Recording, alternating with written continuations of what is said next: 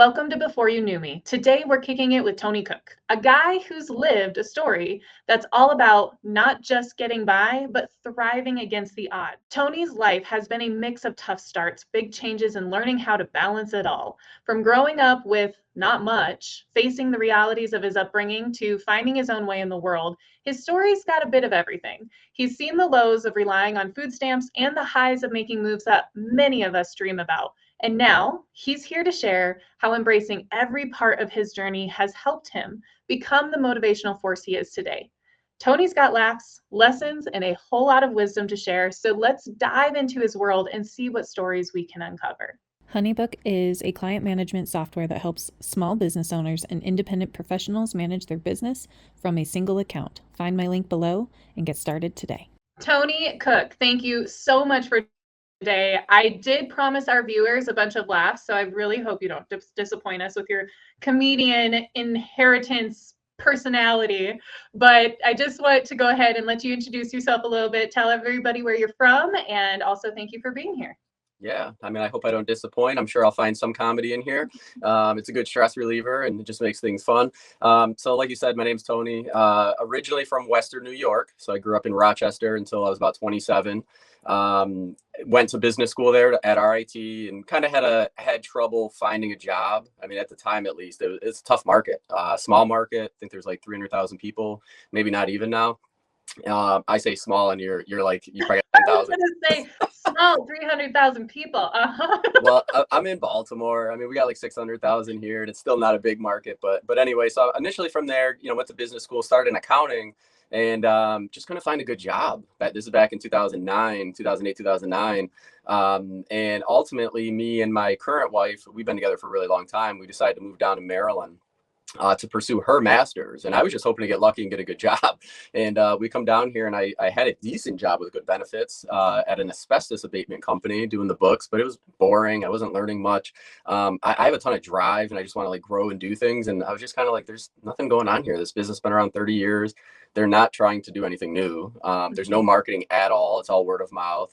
And so I just happened to get a random call from a recruiter, and he said, "Hey, I got this position at this small startup company. Are you interested?" And that happened to be Bay Management Group, where I've been 11 years now. And I show up to the office, and the owner was wearing like shorts and socks, and like answers the door in this row house in Baltimore. He lived upstairs, office was downstairs. And, he's a super cool guy. He happens to share my birthday, so that was cool. And we hit it off, and I could just tell the direction of the company, where he was going with this thing. And, he's more of a visionary, and I'm more of an integrator type. So I was like, let me do this. Like, what's the worst that could happen? I go live somewhere else. And I feel strongly that I got pretty lucky with that. Our company has grown substantially over the years, and we've done very well. And I wouldn't have it any other way. So we decided to stay in Baltimore, because I didn't want to leave that job, and she liked what she was doing. And we ultimately we've grown our roots here. We have a house and a baby, and a lot of friends, and this is our home now. It was hard getting used to it, but here we are now. And I just recently started doing real estate investing myself a couple of years ago. So I like to consider myself a property manager, real estate investor, and amongst other things. But that's kind of like the basics of it there. I did promise him that you've got a lot to share, and we were going to see what kind of stories we were going to be able to unfold. And as you can all tell, there is a lot to unpack here with Tony today. So thank you so much. Yeah, it's amazing for me just knowing a little bit of the snippets of where you've come from, right, already, to where you are today. And so I'd really love to be able to share with the viewers and the listeners about really where you came from, Tony, and starting there and essentially, building up into where you are today and how you got there, because it's really inspirational. And I know that they're going to appreciate it. But if you want to go ahead and start to talk about like the roots of your past and the challenges that came from that. Yeah, that's a whole rabbit hole we can go down. Absolutely. And I'm everybody that knows me knows I'm an open book. Like, I really don't. I literally have like no secrets. I like telling people everything. It's like, but a lot of people I encounter these days, people aren't generally talking about like your childhood. And again, this is why I thought this was cool, because it's, before you knew me. And like, so like a lot of people that know me in the last 10 years don't know me like my people back home. But this is a good opportunity to share all of that. So I guess we'll start with, I'm the product of two teenage parents. So my mom was 15 when she got pregnant with me, and my dad was 16. My mom was actually impregnated by another gentleman who happened to be my father's stepbrother. which I didn't find out until I was 27. We can kind of circle back to that one. Wow. And so she's pregnant. She was being abused by this guy, Mark, who's my biological father, apparently. Never met him or anything. And so my dad that I know, that's my father, raised me as his own. And I never had a clue about this until my grandma was dying and kind of explained all this to me. And so, you know, you can just imagine a household, and they were like on their own. They didn't like, I don't even know, I guess you could get a lease back then, or maybe they had my grandma sign. I'm not sure, but we lived alone at a really young age. And then my sister came when I was 1.5 years, and my brother when I was 3.5. So you can imagine my mom's 19, my mom's 19, my dad's 20, and they got 3 kids running around the house. Like, I remember my childhood. I actually do remember a decent amount of being a little kid. It was chaos. It was fun, but it was also chaos. There wasn't much money. We had food to eat, we had shelter and all that stuff, and we had some family that would help and whatnot. But largely there was no, and I want to be careful when I say this, there wasn't a lot of learning experiences, at least like from a like sit down and let's talk about it. And my parents didn't really get that for themselves. They actually had much worse situations than I did. And so they were a product of that early child deal and just kind of not having family around. And so, you know, it was tough. It was really tough, you know, and I was the oldest, so I felt a lot of pressure. And I remember when my mom got her first job. I remember when she got her license, her driver's license. I remember these things. And I remember going to school, and everyone, their parents are like 30, 35, and my mom's like 20. And they're like, what is going on? Is that your sister? I'm like, nope, that's my mom. And so she stayed home with us while my dad worked like blue collar jobs. He did, you know, drove school buses, garbage trucks, drove like the big coach buses across country and whatnot. A lot of jobs like that. And then my mom, I think we were in like middle school or something, is when she went and got her first job. And she was a cleaner, you know, ended up opening her own cleaning business. And that didn't go very well, I don't believe. She never really shared details of that. But yeah, so it just kind of, it was a very challenging situation. My dad would come home from work, he'd be sleeping at like 5 p.m. and we're just running around tearing up the house, acting like maniacs. And the last thing he wants to come home to. Yeah, exactly. And so I think we gave my mom a hard time. I feel bad to this day. I've told her, I'm like, we had to be rough. She's like, oh, Max, my son. She's like, Max will totally pay that back. Don't worry about it. That's what they always say. My mom, I gave her a lot of challenge whenever I was 14. Yeah. I started early. I started my 18-year-old early. And so she always, you know, they always say, I hope you have a kid just like you. And I remember her saying that, and I'm just like, me too, because she would be a badass. Like, I hesitate to even say those words on here because I know she's gonna be slapping my wrist later. But I'm just so like, yeah, she's gonna be amazing. That's hysterical. Yeah, and this isn't just my parents. Everybody that knew me were like, you're going to be an attorney one day because you love to argue. I was absolutely the know-it-all, 100%. That changed like in the last 10 years, realistically. I was all throughout my 20s. Yeah, very much. And I didn't realize it, even though everyone's telling me that. I'm like, you guys are wrong. You're wrong. And that's just more of the know-it-all mentality. There you go. Yeah. And so it took me forever to figure that out. But yeah, I do not want to be an attorney. I can't stand like courtrooms or any of that stuff. Right. But yeah, they thought for sure I was a big time arguer. I liked solving problems and just like I thought differently than them. Like my sister and brother, my parents very much don't think the same as me with a lot of things. And it was pretty clear I was the like black sheep, I guess. Maybe not that, but I was different and I knew it. And I didn't really understand why. And like I said, when my grandma dropped that bomb on me 10 years ago, I'm like, ooh, that makes sense. Okay. Interesting. Now it makes sense why I'm not like. Yeah, do you think, because you said you never met, you know, him, do you think has anybody even talked to you about kind of like who he was and how he acted? Like, do you see similarities from that? Is that so significant enough? In terms of like his personality, who he is, definitely I'm not like that guy because I think the guy's been in and out of jail. And again, he's more of a blue collar type. I'm more of a, like, I don't want to do heavy lifting. I don't want to work jobs that there's not like huge advancement opportunities and stuff. And I want to be able to work anywhere in the world. I don't want to be tied to one area. So that, you know, that alone, like hitting a woman immediately makes him nothing like me. But my uncles worked with him like 15, 20 years ago. And they all knew, nobody ever told me, but they said he was all right, you know, and I Googled him when my grandma told me he's my twin. I'm like, oh my God, this guy looks like, oh yeah, same mustache, same everything. Wow. Interesting. Yeah. Yep. So I Wow. don't know anything about him. I don't know anything. I know I have other sisters that I've never met. Mhm. And interestingly, I said my father, the one I grew up with, basically took me and was like, "Hey, Debbie, we'll raise them together. We'll get married, etc." My Mm. grandfather, the one I've known to be my grandfather, ended up remarrying his mother. So both of the grandmas are like my grandmas, and I didn't know this growing up. Oh my gosh, Tony, you sound like it's like my oldest brother. I didn't learn this until long, long, ago either. But same type of a weird scenario to where it's like, uh, mom married his dad, and then whenever they split, then her dad like married his, something other, and so it was just like, yeah, now that's like connected, even though they're not connected. Yeah, yeah. And so like So I I can remember going over there as a little kid, and so my grandparents split up. I was either little or not born yet, but I always was around both of them separately. But then my Mhm. grandfather remarries this woman Bev, and I would go over there sometimes. We weren't really close. I didn't know that was my grandma this whole time. Like I never knew that, and it explains why my parents didn't want me over there. I never knew Okay. why. Yeah, they didn't Yeah. want me around that situation because they didn't want the cat to get out of the bag.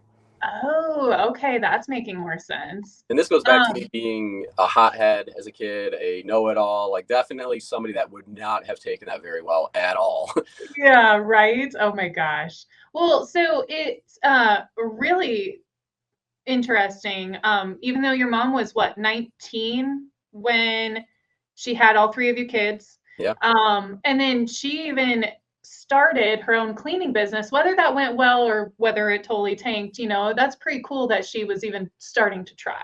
Yeah. Um, and so was she still like 19 when she started that, or was she a bit older at that point? Were you kids older? Yeah, we were older because she was at home with us for, I don't even remember the exact, she would have started working. Had to be when she was about 23, 25 range, I believe. It was a good while. We were Yeah. definitely in elementary school and stuff. Um, and I think, there's some entrepreneurship in my family, not no like super successful ones as far as I know, but definitely there's some of it there. So she saw like my grandfather buy rental properties back in the day. He totally didn't Okay. pay taxes and lost them all, but he did it. Oh Uh, my gosh.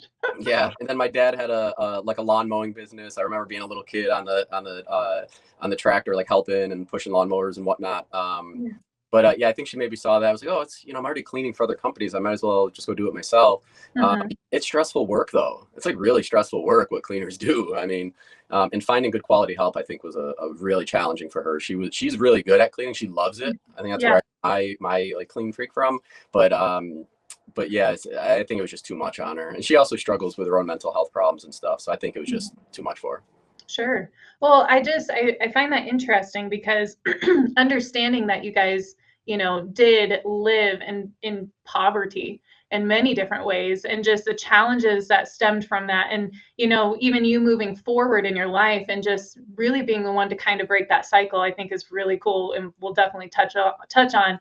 And so therefore, I was just curious, like that was new to me. Your mom started her own business, whether it was successful or not, at least there was a little push there. I'm excited to hear that. But essentially, with you guys growing up with teen parents in that case, really was a different way of life for you guys. I learned from when you married your wife, and she was, really close with her family, and they just did things different. Talk to us a little bit about how that was like an eye-opening experience for you. Yeah, I mean, I think you only know what you're around, especially this is pre like internet social media. I mean, I had like a AOL, I was on AIM all the time. I remember that. But yeah, pre all of the internet and the connections and stuff, you only kind of know what you're around. And we didn't like, there weren't a lot of books in my house. There wasn't a lot of education. Both of my parents were out of high school by like ninth or 10th grade, either expelled or quit. So there wasn't much learning to be had. And then even our neighbors, the other kids in our neighborhood, their parents were in similar situations. And so even going to school, like my school, and I think my graduating class, which I didn't make it, we'll get into that, had like 400 people. There just wasn't the resources around us. And so rewind back to when I was going through that stuff, I Mhm. didn't see it as me going through anything. I was just Absolutely. like, this life, listen, I'm not depressed. I'm not upset. Like, I'm happy my parents are doing what they need to do to keep us going. And I never felt like I had bad parents or anything like that. But I just didn't know that there was so much more out there. And we didn't, we didn't travel. Like the most traveling we ever did was like went camping in the same state. Like we didn't really Mm-hmm. go. I was never on a plane. We never went out of state. So I didn't. We were very closed-minded as well. So there was just not a whole lot of experience for that. And Yeah. then when I would, and then I've had two girlfriends my whole life. One for 5 years, and then I married the second one. Oh, wow. So That's amazing. I love that. yeah, so the other opportunity would have been through my first girlfriend, where being around her family and everything, and they were just like mine. So that Yeah, felt perfect to me at the time. I'm like, oh, this sure. is great. We're just like each other, etc. And then that didn't work out. And then when I met Karen, went to her house. This is now city meets suburbs, and this is Mhm. a shock for me, for sure. Actually met her at a party. It was my 19th birthday. I'm wasted. My roommate's At girlfriend was the best. 19, Tony, jeez, that's so not allowed. I was in my prime. Are you kidding me? Like, I started at 16. It was bad. But anyway, Oh, so I'm 19. She comes to my birthday party, and we hit it right off and stuff. And I knew she was from the burbs. I knew kind of where she grew up. I was nervous as hell for that. I'm like, is yeah. she gonna judge me? Like, what are her parents gonna be like? Are they gonna be like Catholic? And like, I didn't know what to expect. I was scared as hell. And so I go over to her house for the first time, and I'm like, this is definitely different. The house is picked up. It's quiet. Mhm. Things are more put together. There's not yelling across the room, and just poor behavior and swearing, and all in rust buckets in the driveway. Like, just everything was different to me. I'm like, I don't know how to like deal with this. Like, what's going on here?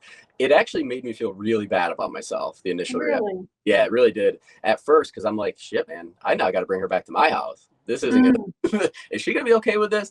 And fortunately, she is and was and all that stuff. That was just my anxiety about it. But yeah, that was interesting for me. I mean, they had a hot tub, and they're by no means wealthy people. Yeah. They're upper middle class maybe, but it was a shocker. They did travel sports. Kara played hockey for 12 years, and just the support I saw was like, wow. My parents were. They didn't come. I didn't even really play that many sports. They didn't come to games. My dad was in the Mhm. garage all the time. We weren't bonding at all. So it's pretty interesting to see all that. Just hear them talking about money. I'm like, all I've ever heard is paycheck to paycheck, and I might not be able to pay the mortgage. Now I'm hearing, oh yeah, we got all this money saved up for this, and I'm like, how are you able to save money when you Yeah. don't? Like, they must be rich. you know? Yeah. That's Yeah. kind of what was going through my head at the time. Yeah, and Yeah. then That's quite a big difference. it, yeah, for sure. I felt like I was dating up, is what I would Yeah. tell my friends. Like, hey man, I'm not bragging, but I'm kind of dating up here. I love that. My parents, always joke around too that basically my dad dated up too, because Good by for the him. time they found each other, my mom, we give her grief and sit there and say that she came from a silver spoon because, her house was always clean. I mean, granted, neither of my parents, is just as yours, came from good family homes either. Like they had their struggles, but at the same token, mom had the running water and the electricity, and stuff like that. My dad's like out going to the outhouse and using leaves, and so it's a big old joke that That's mom amazing. mom grew up with the silver spoon. Yeah. That is so funny, man. The stories. Yeah, my dad grew up on a farm back in the day up in Mesquite, New York, and some of the stuff he told me, I'm just like, my God, like that is like I don't even know if that'd be acceptable in today's society. But yeah, the leaves, the what? Yeah. Oops, poison ivy. Yeah, that's Yeah. that's rough. It's so true. And I know that you talked a little bit about, your the way you were growing up in the high school days and the college days, and Yeah, how that was its own story within itself. And so do you want to touch a little bit upon that too as we move forward? yeah. Jump right into that. So Yeah.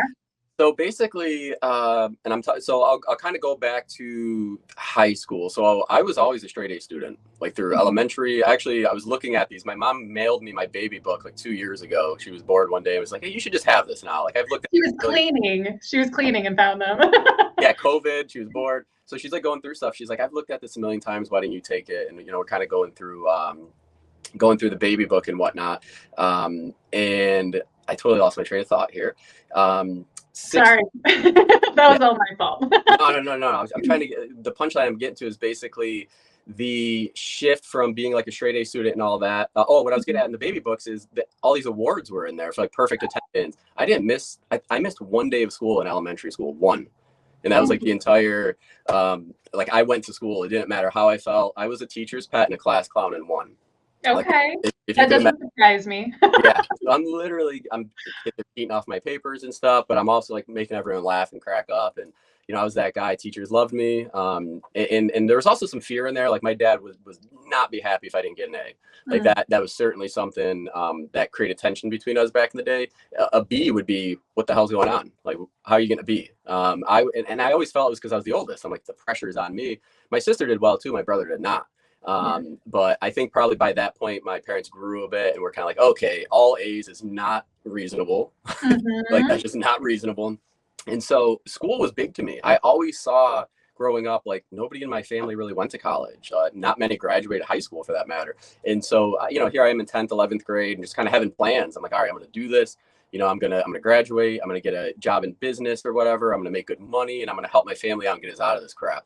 That was my vision. Now go to like the end of 11th grade. I think it's in like March or April or something. My brother's walking home from school and gets jumped by like literally like 6 or 8 dudes or something. And he calls the house crying and whatnot. He's like, you guys got to come get me. And so me and my dad jump in the car and floor it. And he's like a mile away. And we get there. And I realized as we're jumping out of the car, that we were just going to go like push people out of the way and grab them and get in the car and leave. All these kids go to my school. And I'm like, oh my God. So not only are they older than him, but I know who they are. And I see these guys in the hallway all the time. And so it just became this constant problem of these dudes like harassing me at school. And they found out where I live. And then they'd show up to my house and they'd be throwing things at our house. They'd be yelling outside, like, come outside, Tony, Adam, blah, blah, blah. And so that was extremely hard to deal with, to the point where going to school was scary for me every day. And at a certain point, because they pushed me, they'd yell across the room to me. They'd, whisper in my ear, we're looking, we're watching you. It was just constant fear of, what are these guys going to do to me? And the one guy's brother like went to prison for a long time. So I'm like, they're capable of some stupid stuff. And so I eventually got I think it was the athletic director, if I'm not mistaken, would bring me to my classes, every single class. And this went on for the end of 11th grade through like middle toward the end of 12th grade. And at a certain point, I was like, I'm working a job at the same time. I have my own car. I'm 17. I'm paying for my own insurance, gas, cell phone, and I'm living at home. But to me at the time, $8 an hour was huge. And I'm like, I'm making good enough money. I don't need school. And so I am done dealing with this crap. I went to my manager and I'm like, can I work full time now? And he's like, dude, you're in 12th grade. You got to finish school. I'm like, I'm dropping out tomorrow. Like, can I get more hours? And he tried to talk me out of it. He's like, dude, don't do it. Don't do it. Just don't. And I'm like, here's the circumstances. Like, I'm not going to go to school in fear every day. And so I ended up dropping out and working full time. And basically from 17 and a half to 19 is a blur. I really don't remember it. It was drinking constantly, 5 days a week, like drinking, smoking pot. That was 17 to 19, endless amounts of both of those. And at a certain point, I like woke up one day. I'm like, what the hell am I doing?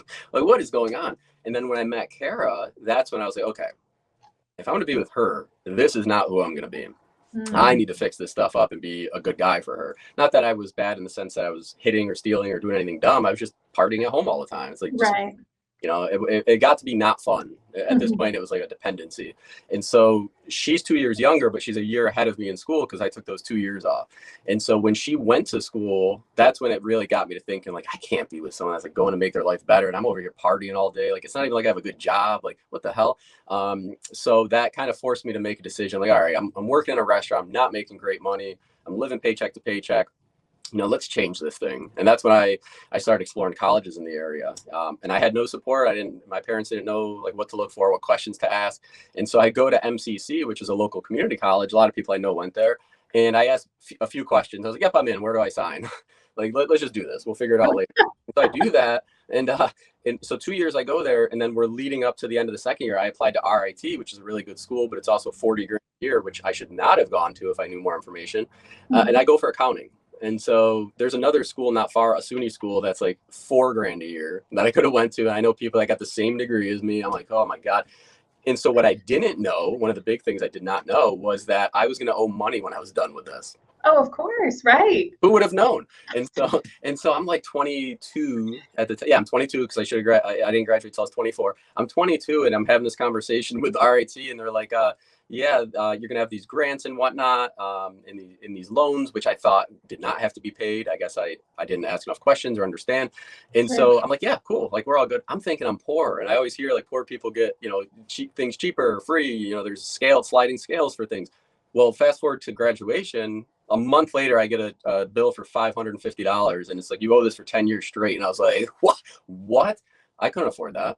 literally, at the time I had a $300 car payment. I was paying my own rent, all my own everything, nothing I wasn't. And then I got hit with this 500, and Kara and I were living together. And I'm like, I go to her, I was like, I'm in trouble. I was like, I'm not really sure what to do. I can't really work more hours, and I'm already working 50, 60 hours a week. I'm going to have to like have no car or something. And then she's like, nah, I'll cover the rent. So she actually covered the rent for a year, which I told her at the time, and it was a reach at the time, but I knew I was going to do it. Said, there's going to be one day where I cover our mortgage for at least 10 years to make up for this. Like I actually tell, and she's like, you don't owe me a dime. I'm like, you don't know what this is doing to my soul by you having. Right. I was going to say, go Kara. I love her already, and I haven't even met her, but that's amazing. That's support. And that's awesome that, she was there for you in that too. Yeah, I got lucky, and I felt horrible. I have a hard time accepting help, unless it's from someone that's being paid, like our staff, of course. I'm not going to, we're paid, but going to people for help has never been something I've been good at. And when I do get help, I feel like a sense of guilt and like I owe them something. And even though I'll help anyone and their mother, it's just kind of I'm an empath. So it's like one of those things I struggle with. And that was a learning experience. That is exactly where the line in the sand came from for me when it comes to money.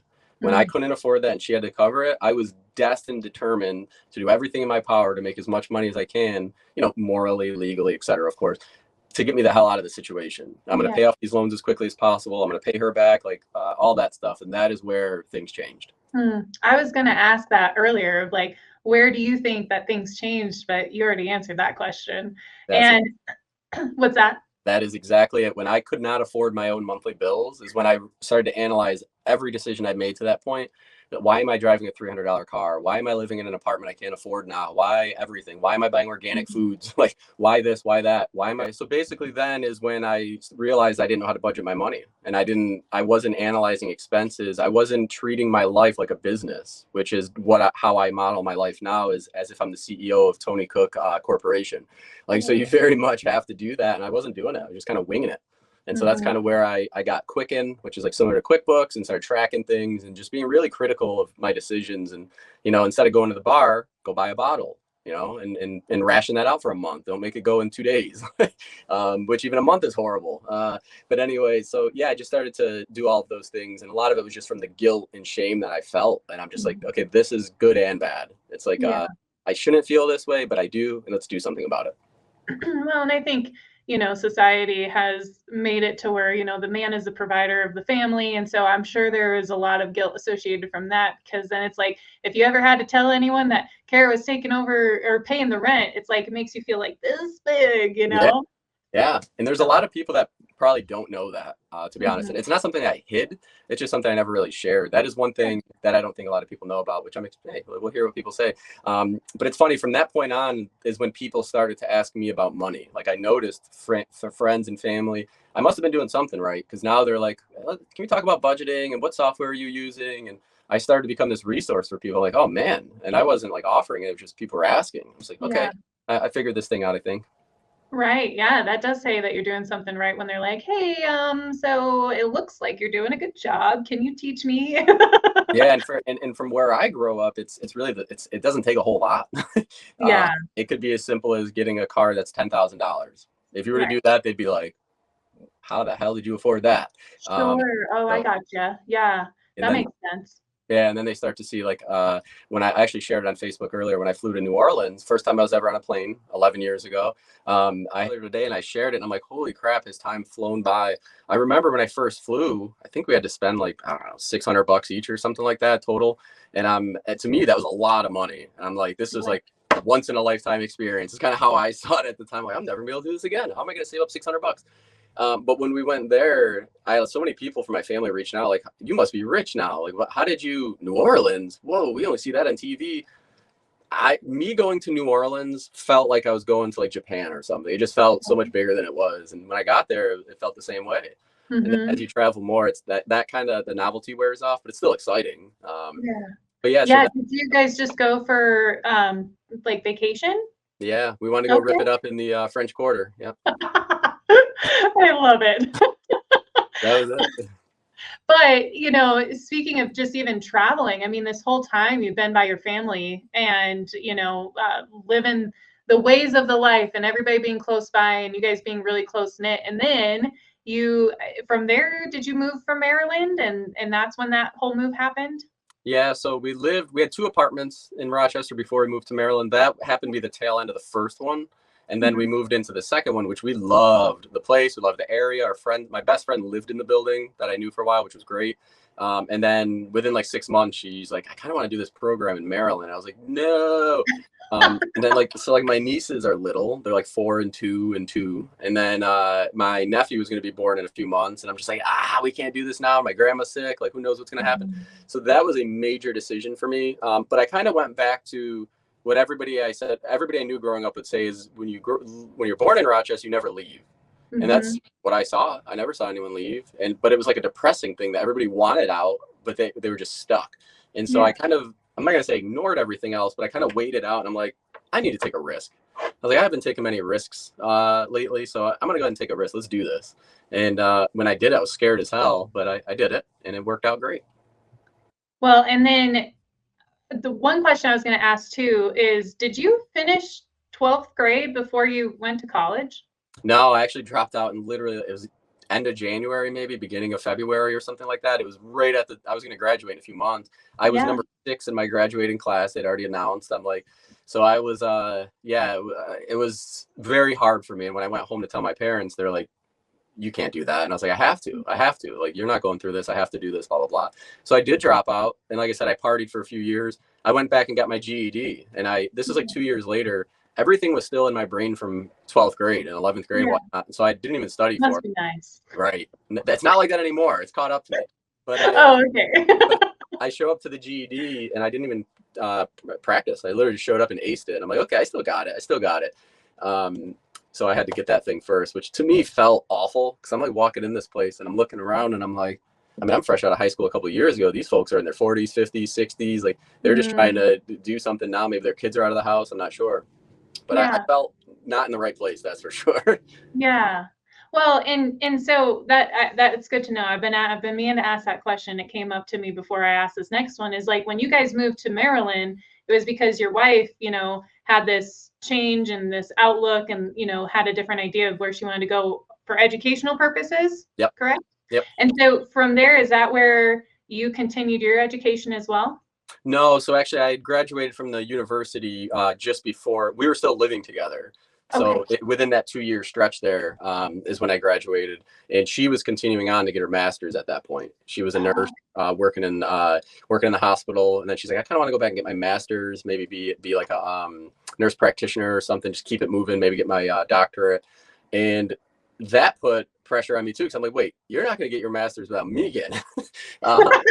It was always like this thing, and she's like, this isn't even going to make me much more money. She's like, I'm just doing it because I like to learn. I'll probably make 10 grand a year more or whatever. And I thought about getting my master's, and I actually talked to the owner of Bay Management. I'm like, what do you think? He's like, waste of time, waste of money. I was like, why do you say that? And he's like, do I have one? He's like, do I need one? He's like, we just kind of talked about it. He's like, you know how many MBAs want to work here and just don't have the skills and whatever, they wasted their time. I didn't see it entirely that way. But he did help talk me out of it, which I'm glad he did, because then ultimately it kind of paved the way for me to be able to move up here and do big things. And I don't think the master's would have made a big difference. I mean, I work with a few people that have them, and I'm like, save the time myself. I have an entrepreneurial mindset as it is. The amount of content I take from online, I've already got 3 masters. I feel like right. It's just like with my self-diagnosed ADHD, self-professional master in whatever industry it is, right? I've got that title too. Yeah. Well, and so let's dive into when you did move to Maryland. Like, finding the job with Bay Property Management just didn't happen. So explain to us a little bit about, just like the trials of being in a new spot, no family around. Like, how did you even find your first job over there and then moving up to Bay Property Management? Man, I'm really going to open up for you guys here. So I don't think anyone knows. Most people don't know this, actually. Oh, okay. So all right. Getting the juice. Yeah, I did something I would never do again, and I'm not happy I'm not proud of myself for doing it, but it had to be done. So we moved down here. Well, let me back up. I was interviewing when we lived in New York for jobs down here, and they all wanted me to come down here and meet them. This is like pre everything being, remote and whatnot. And so I had to drive down here a few times, like 6-7 hour drive, not too bad. to meet with these individuals. I landed a job. I won't say the company's name, but I landed a job at they like recycled, like from farms. They would go to farms and take manure and all kinds of crap from that, and they would like recycle this stuff and I don't like use it for like electricity or something. I don't know what. I didn't So understand. they were burning it. Yeah, Okay. honestly, I don't even know what the hell they were doing. I was in accounting. I'm like, I do not understand what's happening in the field. As long as I get invoices and tickets, I can pay things and do it. Right. This was like before I questioned everything. I just kind of lived life in a like, let me just coast by. Aside from money is the one thing I didn't think that way. And so I get the job and I was making like $20 an hour, which was like double what I was making in Rochester. So I'm like, hell yeah. Meanwhile, our rent's double as well. But so I get this job. We moved down here and they're like, oh yeah, by the way, your first 2 weeks are going to be in Houston, Texas. You have to go to Houston for 2 weeks straight and you'll just come home on Saturday and Sunday and then go back. And I was like, you should have told me that in the interview. That would have been helpful to know that. Yeah. I just moved down from Rochester. I don't even have the means to, I don't even own a suitcase. I never actually traveled. Like I didn't. Sure. So for me, that was kind of big. Like I'm like scrambling to try to figure this thing out. And it worked out. I ended up going to Houston. Little did I know, or the other 15, 20 people that went with me, we were being trained by the people that were being let go. They were all on severance packages and they were shutting down that office and training all of us to come back to Baltimore and do it. I didn't know that. Nobody knew that. Wow. And so I'm like sitting down day one. We're like halfway through the first day and I'm just like looking around. I'm like, no one's learning anything. I'm like, is anyone in charge in this office? And there was like 150 people. It was a big office. I'm like, is anyone in charge around here? What's happening? My trainer like disappeared for hours. She didn't leave me to do anything. And then she came back and I was like, I don't even remember her name. I'm like, hey, what's going on?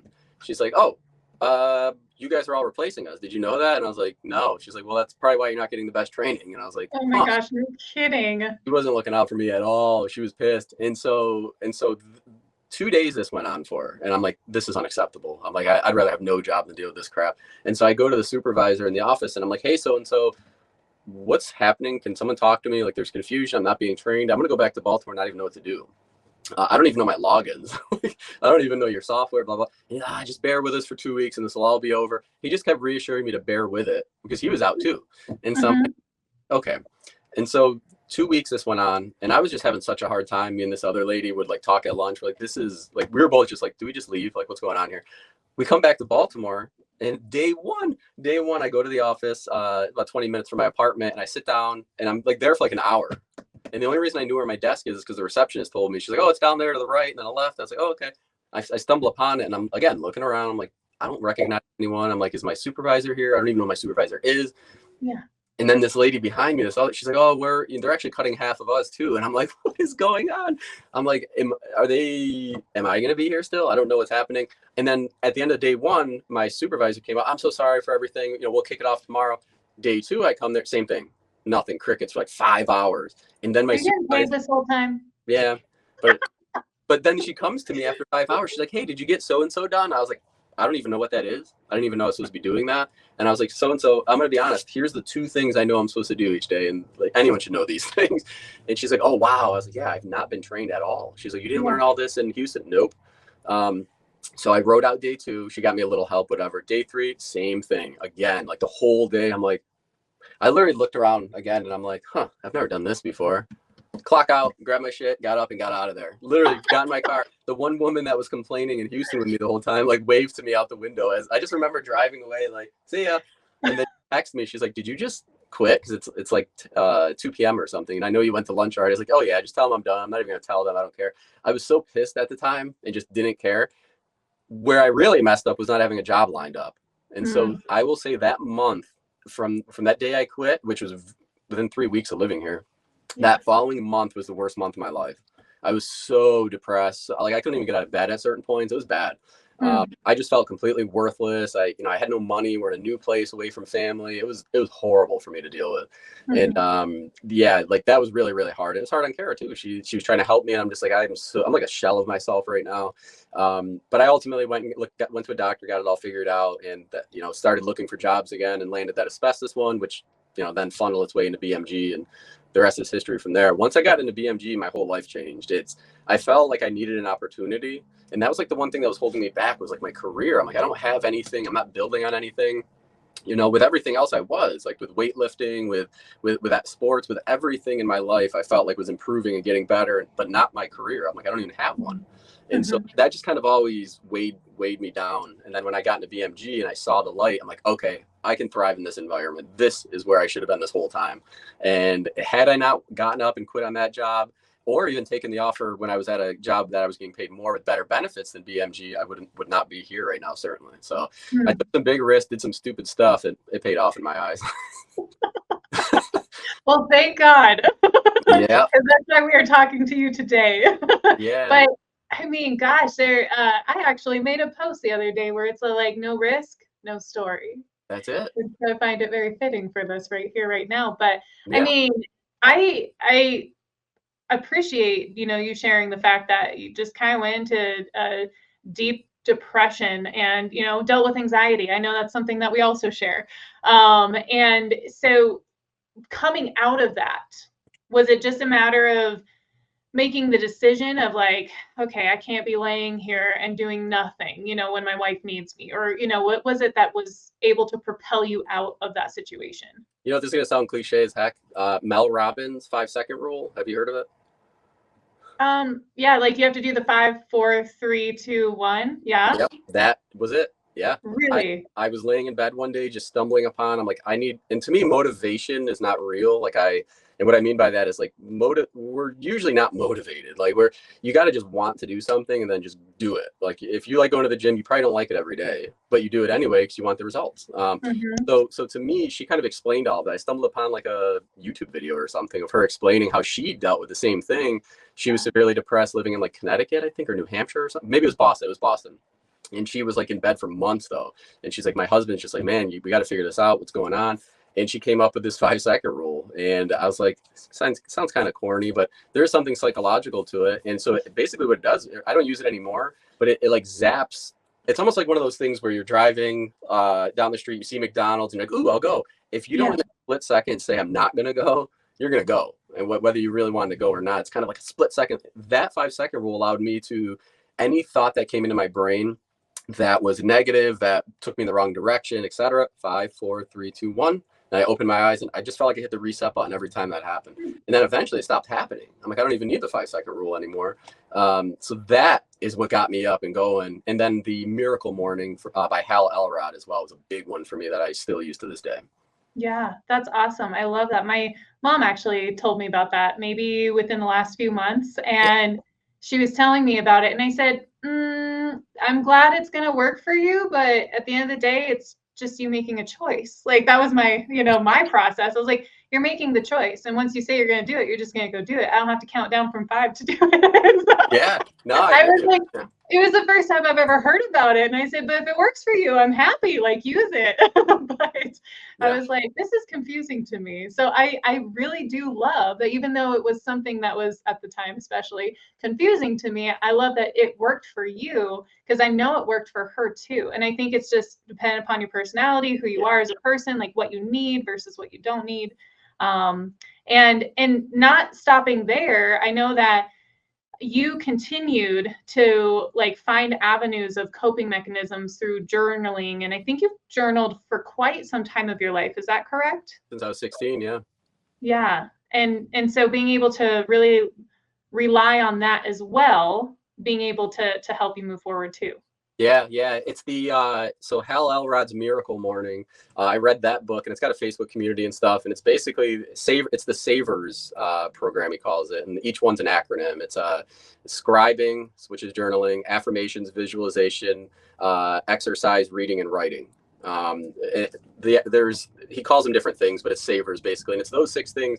And he studied, the Stoicism, ancient philosophy, Christianity, all the religions, and kind of took everything they have that they kind of do and was like, how do I take all of this and compact it into something where it's not religion, but it's getting the benefits of what they're all getting? And he came up with that. His whole story is he was in a near-death accident. He was young. He was like #1 at Costco in sales in like 2009, 8 or something, I forget. But he was a beast of a sales guy and almost died, and came up with this program.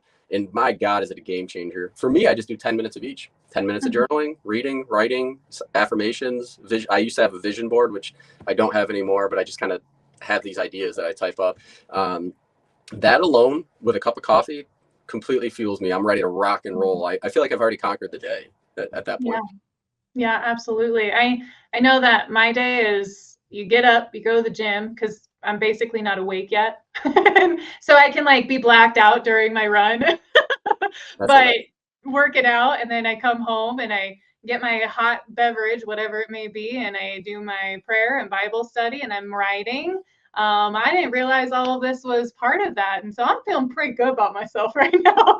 Yeah. But it's true. Like if I don't do all of that, it's a lot harder to keep going and like really progress through my day. But when I just do it and I stick to it, it's like, all right, next thing, next thing, next thing, let's do this. Yeah. And for me, like the first 6 months or so it felt a little bit like a chore, but I'm Yeah. like, I know there's benefit in this. I've read too much about this in other places. I'm like, I just need to Mhm. stick to it and do it. And then Yeah. eventually it stopped feeling like a chore and it just became normalized to me. And I'm like, if I don't read, if I go a day without reading something where I'm learning, and I'm not talking about Google, YouTube, I need a book, a paper book.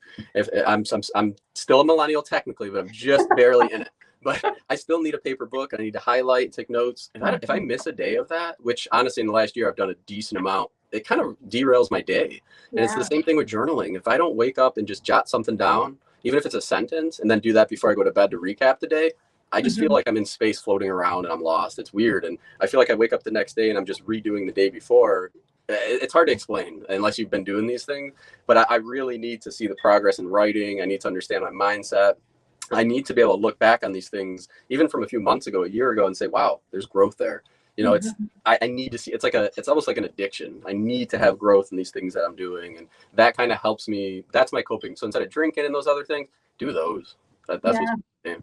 Well, and it's motivation to see where you were, compared to where you've been. And regardless of if it doesn't make sense, if you feel like it's not making sense from explaining it, I think what you said about it being a chore at first is huge, Yeah. because that's most of the reason why somebody starts something like this and then they quit, because they're like, "Ugh, this is so much work." Yeah. Because it is a chore. But like you said, like I even have done, just naturally, subconsciously. It's like once you keep doing it, it's eventually something that you just look forward to every day. And you know that it's almost like making your bed. Maybe this goes into making your bed, because I'm also one of those people, I'm like, why would I make my bed? I get back into it, whether it's for a nap or for, going to bed. But the same concept probably applies. Once you keep doing it and it's no longer a chore, you then are looking forward to doing it every day, because that's your first accomplishment throughout the day, Yes. Hell, I right? want to talk about that too. Yeah, it's the bed making's critical for me. Oh my God. Rarely will I not make the bed. And I mean, I must be sick as hell. That me and the wife, we get out of bed with eye crusties and we're like, all right, make the bed. Like that's like the first thing automatically. If I leave the bedroom, brush my teeth, and come back and it's not made, I'm like, today's off to a bad Derailed. start. Yeah, derailed. Well, and now I'm feeling guilty because my bed is not made. Hey, And I've been trying to do it, but it's like the 5, 4, 3, 2, 1. I just need to do it. Just need to do it. or you can But just think that it's not made and be like 5, 4, 3, 2, 1. It made itself. And now I move on. in my mind, Whatever. the mind is a powerful thing. Yeah. I have this weird, and again, a lot of this stuff I've said I have anxiety, and it's always something I've kind of dealt with and whatnot. A lot of the Yeah. things I do, and talking to my therapist and whatnot, it is anxiety driven. But at the Mhm. same time, it's a lot of it has protected me, I feel like, by having that in place, because I probably would have been in a whole lot of situations I shouldn't have been in, because I was more observant of my surroundings and paying attention to things. And it's kind of like one of those things where I don't want someone to come to my house and I'm not here and stumble upon like a dirty house. Like, Mhm. I don't know. Like, and we don't even have people over that often, but when I do, I want my house to be spick and span. I prefer it to just be that way all the time. And it's one time I forgot to make the damn bed and we had a cat sitter over, and I'm like, Just God, anxiety. yeah, like she's just gonna think we're like lazy and like I don't know. That's interesting, Tony, because I grew up with a mom who would have loved, like her dad yelled at them if he heard crumbs hit the floor. That's what, her story goes. Yeah, But with her and my father being so opposite in that area of life, it was a necessity for me, for my anxiety, my defense mechanism to not care. yeah, no, And yeah, because I've, seen all that growing up. So then whenever Brady and I get together and he's like, I want a clean house. His mom kept a clean house. And I'm like, I like to live life. And that means there's sometimes not a clean house. It's not a big deal to me. When we have people over, this is the self-diagnosed ADHD in me. But I can clean the house within an hour and it be spick and span and it's good to go. I said we should invite people more often. that's so funny.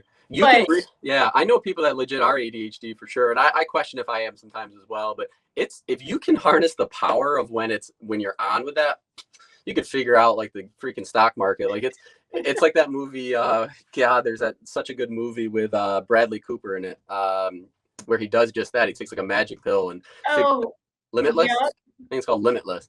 Yes. I feel like people with ADHD can harness that power sometimes. I work with one and I'm just like, what you can accomplish in such a short amount of time is unbelievable.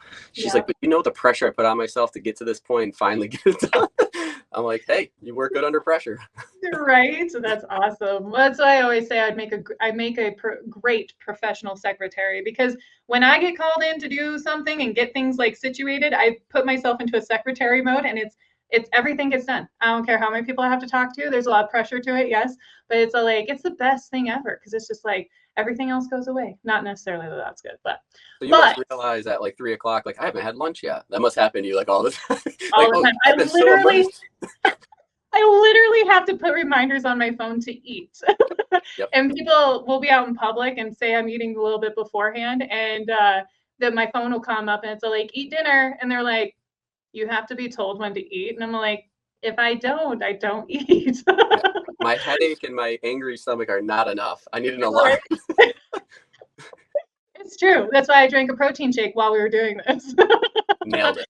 Got to make it work. But I want to bring us back to, just even your time of learning to make that move and transition into Maryland, because that was a big movement for you, because like we had said, you're moving away from family, you're going to a place that no one, and just even learning to meet people and who they are as others, and having to meet them with where they're at in life. Like that was a big win for you whenever you took this risk and went to a completely new place as well. Yeah, that's interesting. So it's literally a total reset button for someone that's been so, I guess, sheltered for so long, and doing something like that. Everything you have to refigure out. Like nothing's natural anymore. Where do I grocery shop? I don't know. Where's the best place that has this? I have no idea. Like how do you get here? I don't know. I've been here 11 years and I know this city better than where I grew up, because what happened was I'm like, I just need to immerse myself in everything. That's the only way I'm going to figure this thing out. So sometimes intentionally just driving around the city, nothing to do. I'm like, I'm just going to drive around for an hour or two and just see neighborhoods and understand, because I worked in property management and accounting at the time, but I'm just like, I don't even know where these properties are. Like I would pull up the map and I'm like, is that a good area or not? I don't know. And so I would be bored in accounting some days, because I would just zap my work in like 4 hours, and I'm like, guys, I'm like crushing. I'm like ready. We don't have more work. So I'd be on a Google, like learning Baltimore. And that's where I stumbled upon like meetup.com, and would do hikes and things like that, and different events with people. But largely, I will admit, my wife is way better at that than me. I'm an extrovert. She's not, but she's better at meeting people than me. It's the weirdest thing. Once you get in the room, I'm going to probably take over, which she's going to be in the corner reading a book. But I'm going to be like, what's up? But I struggled with that probably for the better part of the first year or two, with just being so out of my element, and just being like, man, when you're in your late 20s, and I'm sure it gets worse as time goes on, and you're trying to connect with other people in the same age group that have no kids like me at the time, we were having such bad success. I'm just like, man, what we were finding was most people, definitely in the town we live in, they grew up and they stayed here too. And so I'm just like, nobody like would let us into their group. Like I'm like, and I don't want to sound desperate or feel or be desperate, but I'm like, I was like, I don't know how I'm going to make friends when all these people grew up with everyone else. And I'm like this outsider guy. Like, I don't want to force this. I don't want to have friends just to have friends. I want meaningful relationships and things of that nature. And I had a really hard time finding that. But I also discovered at the time, I tended to surround myself with too many people. And so you when you do that, you feel good about it. You're like, yeah, I'm popular. I have a lot of people. But how much depth is there to each one of those relationships individually? Probably not much. And that's what I started to find out. And when the transition happened for me, I'm like, all right, I'm going to stop trying to find this massive group of friends, because it's probably not happening anyway. Let me find like one person. How about that? How about we start with one freaking person that is like-minded, that I enjoy being around, that doesn't just party all the time, etc. That was a challenge. I'm like, holy crap. Finding people like similar folks that have similar hobbies and whatnot, I found challenging, because I wasn't going the right avenues. I found out using Mhm. Facebook groups has been huge, but yeah, that learning everything new was freaking hard. And then the pricing of everything. And to me, a plumber back home is like $50 an hour. When we come here and it's like 150, I'm like, I'm getting ripped off. And they're like, I like called her out and they're like, no, that's what it is. I'm like, holy crap. So just having to learn, you're kind of like playing darts in the dark at a certain point. Yeah. I didn't do a ton of research leading up to it either. I just kind of was like, Mhm. we'll figure out when we get there. Mhm. And that's just what we did. Yeah, I can appreciate that full-heartedly, and focusing on the quality of friendships versus the quantity is huge. And I feel terrible because there's actually this guy that turns out we went to school together. Gosh, how many years ago has it been? 14 years ago now. I went to his house for a party and he's working here in Sheridan. And so now I'm reconnected with him through Brady. And he's like, yeah, I know you, because he doesn't forget a name. Me, I forget a ton of people's names. And I felt terrible. But I was like, why does your name sound so familiar? So he told me, and he was giving me grief for not remembering him. And I'm like, do you know how many names I hear about for the past even 6 years being in the sales career?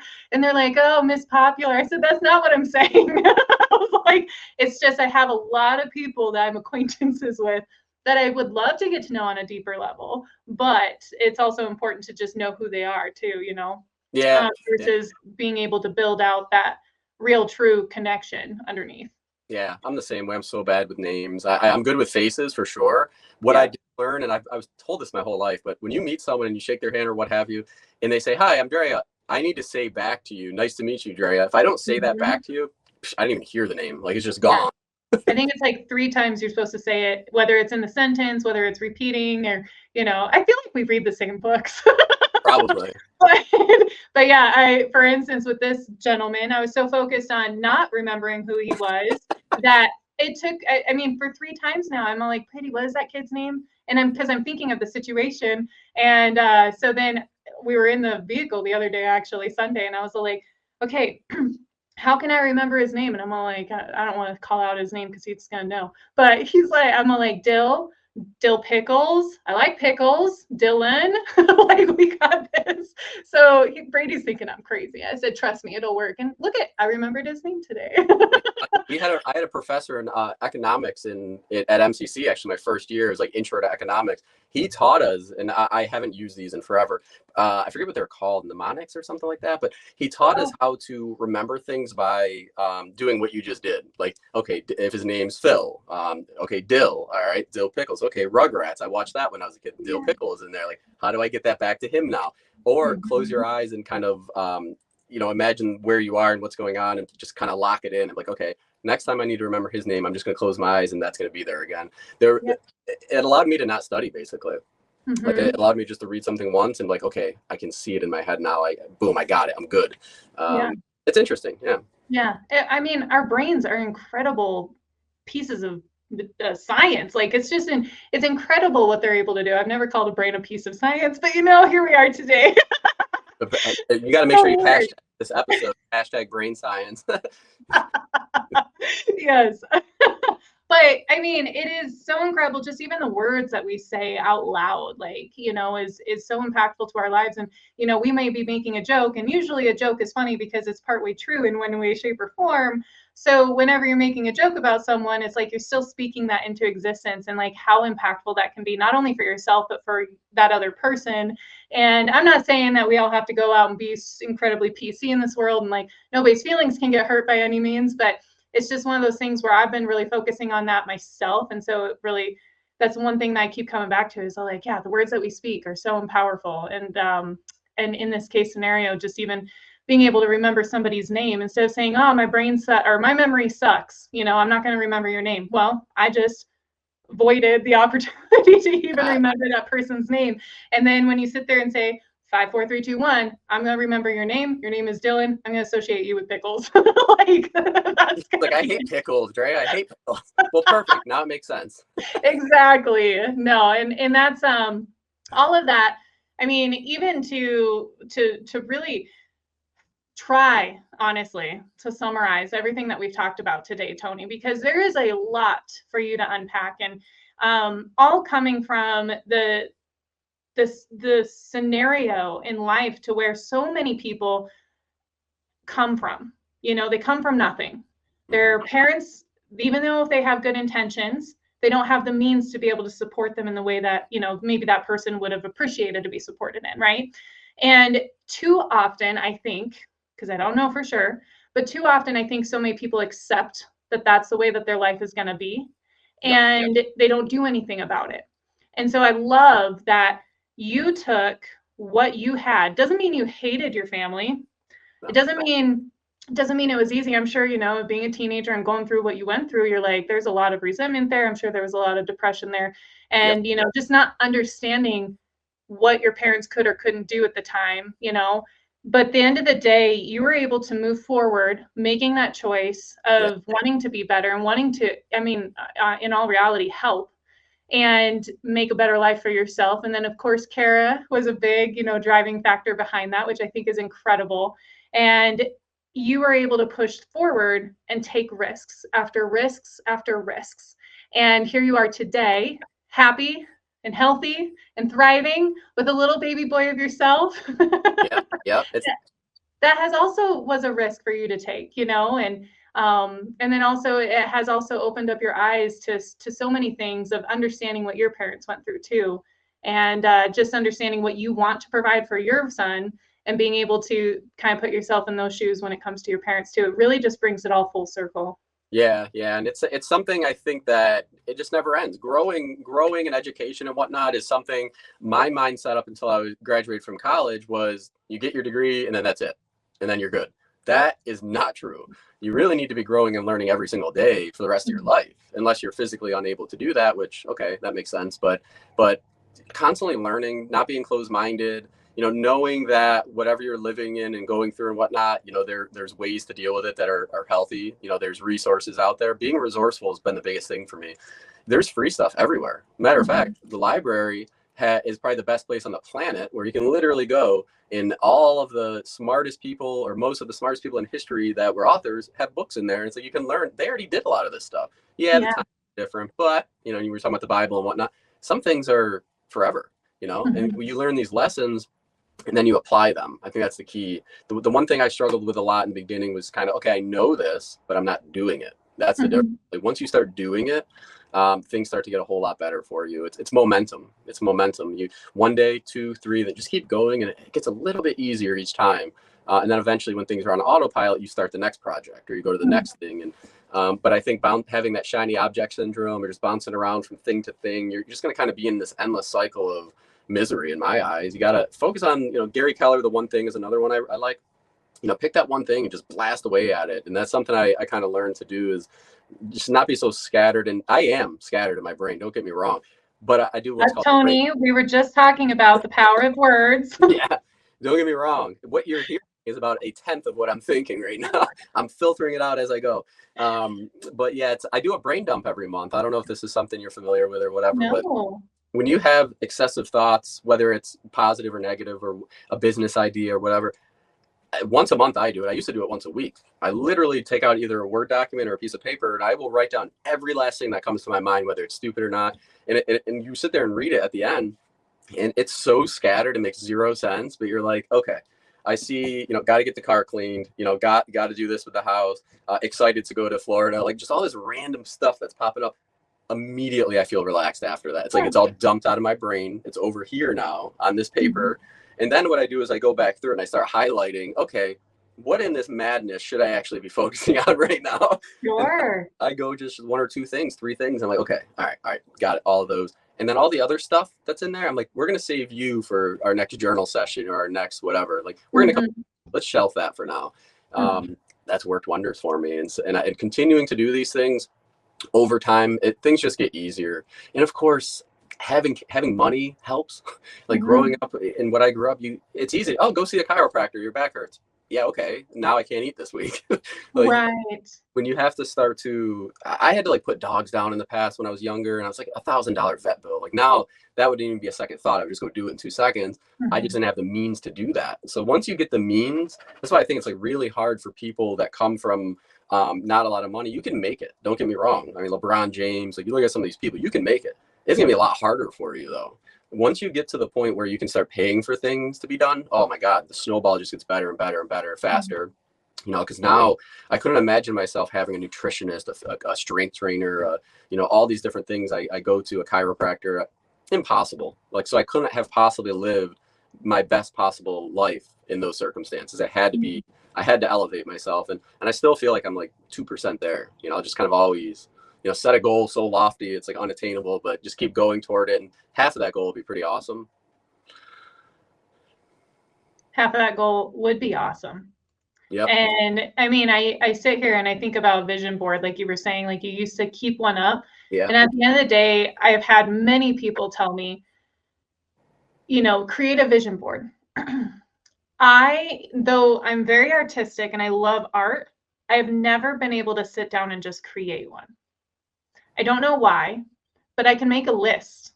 And just like you were talking about, how you kind of just have them written down. And it's like, I would much rather prefer the list because it's then succinct and it's there and it's not this picture that I'm trying to like guess what it is, right? Mm-hmm. But I do believe that vision boards, however they are, whether they're pictures, whether they're words, whether they're something else, whatever your imagination can come up with, they are the opportunity to set the goal for people that aren't setting goals. Exactly. And so even being able to hit one, is like such an exciting thing. I hear so many people so often that they're like, oh, this was on my vision board like 5 years ago, and now I'm retired, and now I have that house that I wanted, And so it's cool to see that come to fruition, just like your journaling, like 6 months ago, being able to see where you were at then and where you are now. Like, it's so critical to be able to keep being motivated and moving forward. Yeah. And so it's monotonous at times and tedious, and you keep digging forward. And you just sit there and you're like, okay, all right, we're on the right path. We're headed towards that goal. And eventually we're going to get there, and seeing the little wins along the way. Yeah. And what's interesting with that, to me, it's fun. I've been told, because I deal with the anxiety, that it's the journey. It's not the end. I tend to think in terms of, okay, here I am, I want to be here. And I know this is all hard work, except that's the fun. That's the meat. Yeah. If you're not having fun in there, about the end goal, because you're going to get there and be like, that was horrible. You want to actually enjoy the process. And the first time I ever heard that, shockingly, explained to me this way was when we got married 7 years ago. Or let me make sure I get that right. 8 years ago. It'll be 8 years in September. Kara, was he right? We were together 11 years before we got married, so it's been a long time. So I've got 2 anniversary dates to remember here, but I remember I think it was the woman that ran the venue that kind of said this, like, enjoy the process. Like, I know this is stressful. I know there's a lot of questions being asked of you. I know you don't necessarily know all the answers. If you get stressed about this, which a lot of people do, it's going to take away from the joy. She's like, just enjoy the process. Hopefully you never have to do this again. Right. So that stamped in my brain. I remember her saying that. And so now when I'm doing like not fun things, but that are part of a process of where I'm trying to be, I try to find the joy in those little things. And I'm like, man, yeah, I'm on the side of the road with a flat tire or whatever, but I'm doing something right now. Like, I could be at home on Netflix. Yeah. That's definitely a positive thought. I'd be like, I might meet somebody new. Yeah. I just pray that they're a good person. Yeah. You got to be careful hitchhiking. Right? Yeah. No, I appreciate all of that. And, one of the things I'm always asking people at the end of these is like, what's the biggest takeaway or the biggest words of wisdom that you'd want to send somebody with today if they were watching this, something that they could take away from your story, or the biggest words of wisdom that you can send? Because I know you were already giving us a lot of those nuggets towards the end here, but is there anything additional that you would like to add to that? Oh man, so I'm not really, I'll be honest, I'm not very good at the so I'm gonna give you something. I'm kind of okay. I'm not very good at giving like the biggest, the best, the my favorite. I just kind of, I'll come up with one of the top 3 or 5 if that works. The biggest piece of advice I'd give is it's discipline, and it's something I struggle with still every single day. I think we all do to some extent. Where I was a perfectionist for a long time, going back to the good grades in school and trying to be the role model for my sister and brother, and just wanting to do things right and perfect all the time. I'm far from that, but discipline is extremely important. I think there's a negative connotation that comes with it. Like a lot of people think discipline and they think my parents and the way they treated me, or, a drill sergeant, or yeah, sure, that's discipline as well. But self-discipline, being able to listen to your body, listen to your mind, there's not right or wrong. Like, you don't need to be right or wrong. It's you're feeling this way. These are the things you want to do, and just listen to that and do the things that are healthy that will help whatever you're trying to do. And don't give up. Like we give up way too soon on a lot of things. I just did this last year. Actually, I'm buying rental properties, and I was going to start a wholesaling business. I'm like, all right, I'm already buying rentals. Why not save money in wholesale? I got the website, got the social media, got the dialers in Costa Rica and Egypt and all this. And I'm kind of doing this on the side, half-assing it, to be honest with you, just to see what happens because I have a job. And the guy that sells me the data, who happens to be a business partner of mine now, he was talking me off the ledge from like week 2. He's like, you gotta wait. He's like, if you call a motivated seller today, it's probably going to be 3 to 6 months, maybe a year, sometimes longer before you get that contract. And so the people that are successful at wholesaling, at least that I know in this area, it took them a long time, like 6 months to a year before they were doing anything. Yeah. And they were able to stick with it and continue to do it. And I think a lot of things in life, there's a saying we have at BMG all the time about if it was easy, everybody would do it. Property management is not easy. And nobody wants to do it. Even the people that work for me sometimes are like, oh my God, this is why I drink. Exactly. So the things that people don't want to do, if you have a passion in that, and even though it's hard, if you can find a way to stick to it and just keep on keeping on, 95% of the other people around you are going to quit probably, like early on. And if you can be the 1-2, the small percent that kind of sticks at that and keeps going, powerful things happen. And it's like with our physical health too. You go to the gym January 1st, January 2nd, you got this resolution, I'm going to do all this and that. By mid to end of January, most people quit. It's like you haven't even had a chance to shock your muscles yet. You're just getting out of a funk. You haven't even gotten started yet. It takes a long time. I allowed myself to gain 12 pounds with max. It's pretty common, I guess, like not sleeping, not eating right, just a mess. And it took me a little bit to get back from that. And then I hired a strength coach, but I stuck at it. I'm like, you got to stay. Believe me, half the time I don't even feel like going. I'm just like, I could be doing this or that. It's non-negotiable. Gotta go. And for me, if I'm paying for something, another thing for you, don't be afraid to pay for stuff. Like everybody wants free. The best things that I found actually cost money, unless it's like advice from an elderly person. That's the best stuff. But you gotta pay, and whether it's $10, $100, they are providing you with value. Pay it, see what you get out of it, and then if you learn something and you like it, stay disciplined and continue to hammer away until you're the very best at it. And don't give up. Don't let individual days, individual circumstances, don't let your past hold you down. I did a lot of that before. You're the person you are today. The past kind of brought you here, but you're not the 10-year-old kid that's going through this anymore. I got to remind myself of that all the time. It's like, these things are not you. You're who you are right now, and you can continue to crush it. You just got to stick to it. And it's a microsecond. I talked about the McDonald's thing. It's a microsecond. Yeah. Wake up. Oh, I'm tired. The alarm's going off. That microsecond is when you snooze. Like if you just don't do the snooze and you just get up, you're good. Like just keep it moving. That damn microsecond. If we can find a way to get past it, and those microseconds are all day long. Yes. We can get past it. So that'd be my biggest piece of advice. Try to find a way to just, stay disciplined with yourself and what you're trying to do, and don't give up and just keep going. I know a lot of people say that, but it's true. It is so true. And I don't think there's any way that it can be oversaid, because we always need that reminder. It's just like you talking about the microseconds and me hitting snooze the past couple of days, because I have been, I have been getting to the gym for only a month now. And I kid you not, just exactly like you were talking about, it's like you get to the month mark and you're like, oh, I'm so tired of doing this, but I have to keep going. And that's exactly the conversation I had with myself this morning. And, but the next thing I need to do is the microsecond on the snooze, because that's one of the hardest things, right? And it's only been 30 days. Like, do I want to give up on myself? Am I ready to do that? 5, 4, 3, 2, 1, no. Boom. And this kind of goes along with a few ways to make that happen, just to kind of throw this at you, is like an accountability partner. Which I actually don't have. I'm kind of giving information that I know works, but I don't have one. I haven't found one that's suitable. Well, you said you hired a trainer. Well, I have like professionals that I pay to go do things, and they definitely keep me accountable. I guess more on like a personal level with things. Like I don't want to talk to my trainer about like business ventures and things like that. I don't know. Like I don't know what I'm saying. So you're talking about business. Yeah. Accountability partners. Gotcha. Yeah. Well, I wouldn't necessarily say that, Tony, because you're involved with a bunch of different groups that you have conversations with on a regular basis. And I'm sure, your business partners or, whoever else they're not necessarily, they could very well be somebody that you're just talking to about it, but they still hold you accountable. The people that are working under you, they still hold you accountable.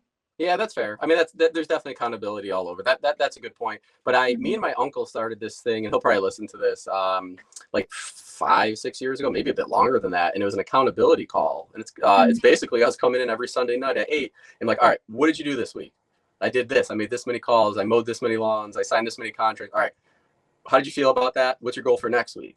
And we both shared a drinking problem for a little bit, and so we're kind of coming from that as well. And we're like, all right, how many drinks did you have this week? Like, we were very much holding each other accountable. And then on Monday morning, each morning, all right, make sure you get this done today. It was on your list for Sunday. Don't let feeling tired make that stop you. And so it was it was a good thing, and it worked for a little while. It kind of dissolved at a certain point. Now it's become just like shooting the shit, but we still talk. But yeah, that would be good. And having a mentor is huge. If I knew somebody, and I'll be my mentor, I think most parents try to be that for their kids, of course, but I feel like you need somebody independent from a parent, like someone that is not going to, I don't know, like family and close friends kind of can make things difficult. You may not share things with them that you would with an independent mentor. Right.